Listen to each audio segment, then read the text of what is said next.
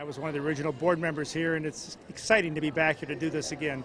And my favorite memory, I think one of my favorite memories is the fact that in the very beginning, when we were just starting the planning for this, the arts groups in Appleton weren't exactly sure that this was going to help the arts in Appleton.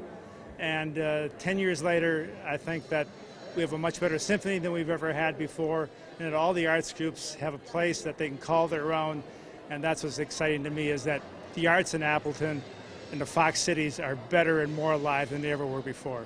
That's exciting to me. My favorite PAC moment was knowing that I was one of the first, or probably the first, to raise the curtain on the PAC. When the PAC, when the first spadeful of dirt was going to be turned, they had a big placard of what the PAC was going to look like. They had nobody to pull the curtain off the picture at the right cue, so Lloyd Dumke of Appleton and I raced over, pulled the curtain off at the right time, so we were the first curtain call for the Performing Arts Center. I'm here because I had a little bit to do with building this building, and almost all of it was fun, although it was hard work. And I think the toughest part was when the acoustician decided that there was not enough volume of air in the house, and they decided to raise the ceiling about 11, 13 feet.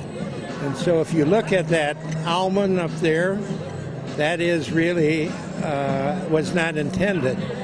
And then they put a light fixture across the opening where there was a steel beam that was now exposed. Now, you wouldn't know that if I hadn't told you that, would you? And it's true. I had a lot of favorite moments here in the construction of the facility, as well as the 10 years that it's been since it's been open. A couple stick in mind. One in particular is early on in the project, long before all the buildings were even taken down here on College Avenue. Acoustician from New York was to meet me here to get an idea of some of the challenges with the downtown noise and disruptions that we had to work around in a theater setting that we wanted to make sure was entirely quiet when we had a performance going on in here.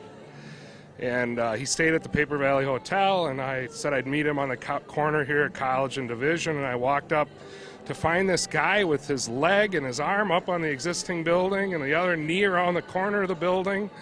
And I thought, is this guy from New York I'm supposed to meet? And it was. And I said, what are you doing, after I said hello and who I was? He said, well, just about the time you walked up, the train came by, and I wanted to understand how much these buildings vibrate when a train's going by. And of course, that was a big impetus in why we built such a stout building with a 4-foot foundation underneath the whole building. That 4-foot mass slab, in effect, is a vibration dampener. So that part of that aspect of the structure actually overcomes anything you'd feel while you're sitting in your seat watching a performance. And then all the other aspects of the theater take care of the airborne noise to overcome that. It's one of my favorite memories.